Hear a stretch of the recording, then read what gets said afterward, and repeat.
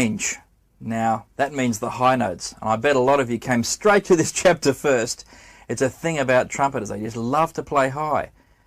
No secret as to why. It sounds so good. I mean, trumpet can do anything. Let's get that out of the way right away. In case there's anyone playing other instruments watching this, trumpeters can do anything. But one of the things that a trumpet sounds best, this is my personal opinion, is when it plays high. Because when it does that, it can do something that almost no other instrument does. Has this fantastic energy to it. That's why at the top of a big band they have a lead trumpet playing high most of the time. Alright, we all know why we're here looking at the range chapter. Let's talk about it, because not only is it something that most trumpeters want to do more than anything else, it's one of the things people have the most trouble with. And there's no reason for that. Here we go again. I'm going to say it's simple. It is simple once you get a few basic principles in mind. Yes, there's going to be some practice involved. But there's no great technique here that you're going to have to master to be able to play high. Very simple physics range on the trumpet. Okay, here's how it works. We know that we buzz our lips, don't we? Like that when we play the trumpet. Okay, we don't actually buzz our lips. I'm going to be a little semantic here. It's the air passing through our lips that buzzes them. You try actually physically buzzing your lips. You can't do it. You just hold them still and blow air past them, and then they buzz all of their own accord. You might be going, okay, this is important stuff because I'm changing, if you didn't think about it this way, your concept of what's happening. You're not buzzing. You're blowing air. The lips are buzzing on their own. Already it's getting easier. Now, the air passing through them has a lot to do with what speed they buzz at. And you know it's a vibration, and a faster vibration is a higher note, and a slower vibration is a lower note. So far, so good. But think about that. If I said to you, play me a high note, play me a low note, what are you doing different? You might start talking about things you do with your lips, with your embouchure. You might start talking about whether you pull out or squeeze or do all sorts of things. But I just said a low note is a slow vibration and a high note is a fast vibration. So how are you going to make them vibrate faster or slower?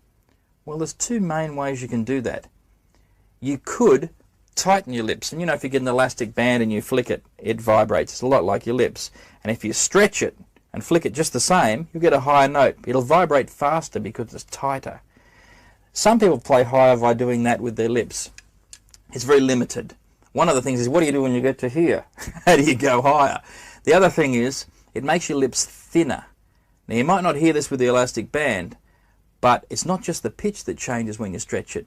The quality of the sound changes, because that faster vibration is narrower and you get a thinner sound, and that's what will happen in your trumpet. Plus, this is not a very good way to control which note you're playing. It's quite difficult to do, and making your lips thinner tends to make them push back against your teeth more, and this will cut down on how long you can play high for. We'll talk about that more later. But right now I think I've sort of said I don't play high by stretching my lips. We've got that. Squeezing them together harder can make them vibrate faster because they're firmer. But again, this has limited. I mean, what do you do once you squeeze them as hard as you can? That will run out very quickly too. It's also extremely difficult to control. So how do we do it then? That's enough of how you don't do it. We do it with the air. If I leave my lips the same and I pass faster air by them, they vibrate faster. Have a think about this. It's easier to think about than lips. Get a piece of paper and hold it out the window of a car. Hold it by the front edge and it flaps. You know, it actually makes a note, usually quite low. Now, how could you make it flap faster? You don't move your hand, because that would be like trying to move our lips. You just drive the car faster, right? As the wind goes faster and faster, it will flap faster, the note will get higher. It's the same for your lips. There's another great part of this analogy though. What's likely to happen if you're holding a piece of paper out the window of the car by the front edge and you drive faster? It's going to blow out of your hand unless you squeeze your fingers tighter to hold it. The same thing happens. Imagine this is my lips and the air is passing from inside here and out. The trumpet is here. Okay. Now if I blow, I'll take the trumpet away so you can see this. If I blow, my lips want to go and open, don't they? So I use the muscles in my embouchure to hold them back to where they need to be. Now if I keep that hole, I'm looking through it at you, the same size, and I put more air through it, What's it got to do? It's got to go faster. And the faster it goes, the faster the lips will vibrate, the higher the note. So I don't move my lips to go up and down on the trumpet. I leave them the same, I change the air. You might be going, well, gee, when I blow harder, it's to go louder.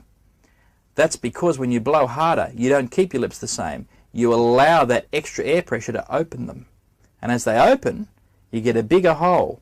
And instead of faster air, you get more air going through. And once you get more air at the same speed, you get a louder note of the same pitch. Of course, that's how I play louder too, but I deliberately open my lips to play louder and close them to play softer.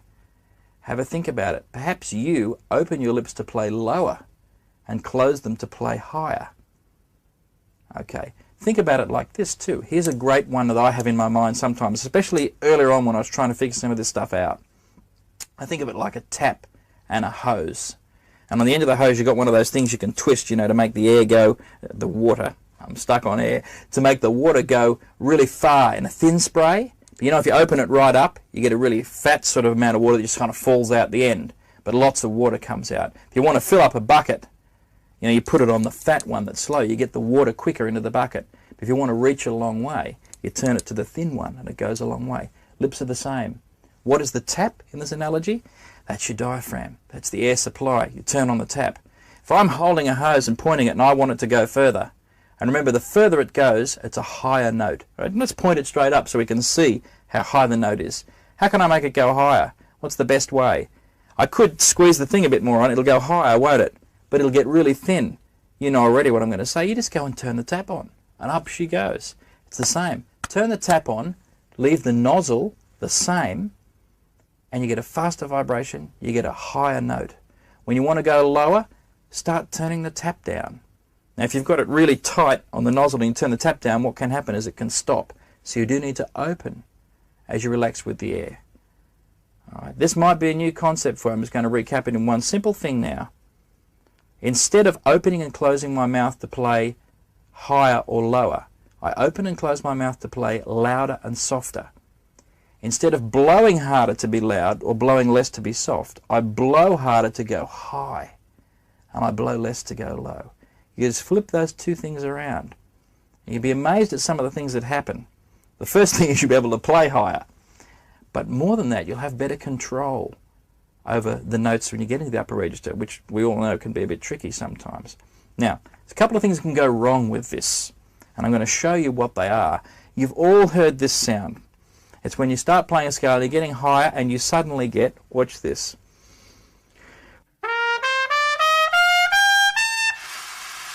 You know that one? Go for a high note and you get this sort of squealy air sound. What's happening is you've stopped your lips from vibrating. So all you're getting is the fast air passing through. How do you stop them? The most common way is by pulling back with the trumpet against your lips. When you do that, it's real simple. It's like the paper. If it was flapping in the wind and you grab the other end of it, it'll just stop vibrating. You're pressing the mouthpiece against the thing that's vibrating. You know how to fix that? Watch this.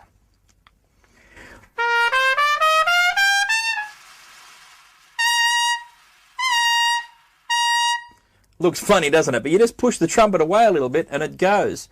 Anytime someone's having that problem, if you just move the horn forward a little, the sound comes out. Now it's a bit of a tricky way to play, playing like this and grabbing all the time with you. So it's actually considered good form just to back off with this hand. I'm being silly, but it's quite true. We just pull back and stop the sound. Why would we pull back in the first place? It's another way of supporting the lips, because even if we're using what I call the right technique, and let's just say it's my way of playing, and a lot of others too, to increase the air to go higher, didn't I say you have to keep your lips in the same place? Now of course, what's the limit to your range then? Partly how hard you can blow, how much air you can put through the horn, but also can the muscles in your lips hold your lips in that same place?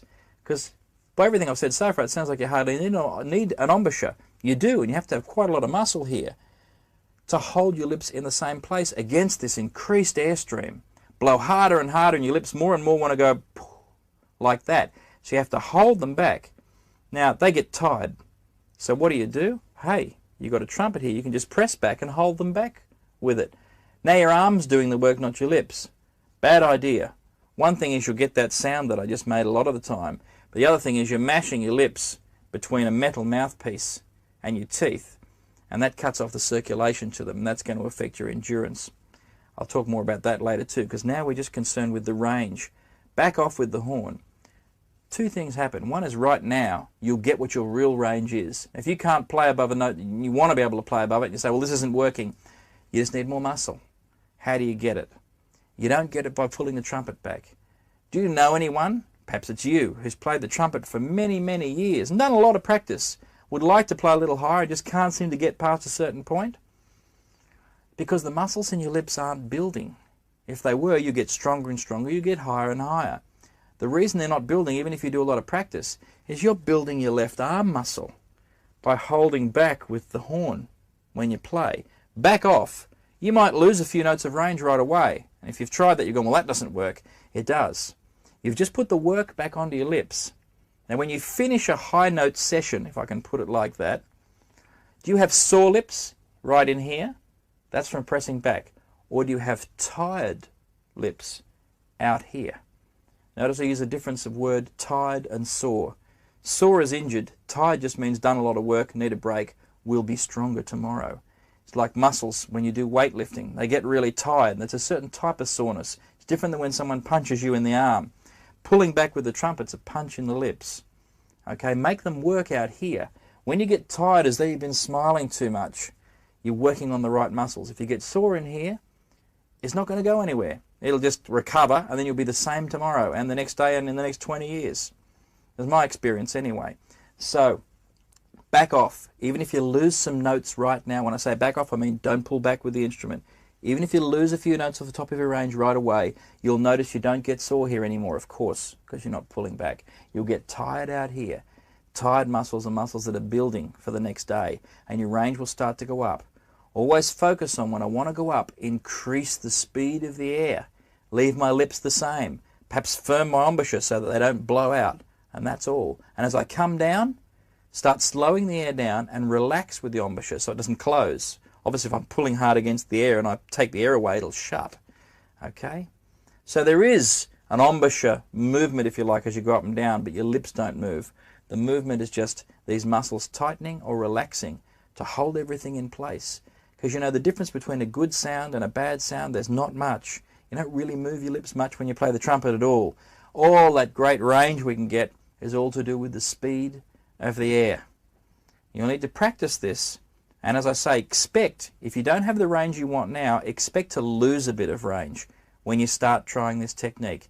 But don't be discouraged. We're not talking years here, we're talking about a month of doing this and the muscles will build.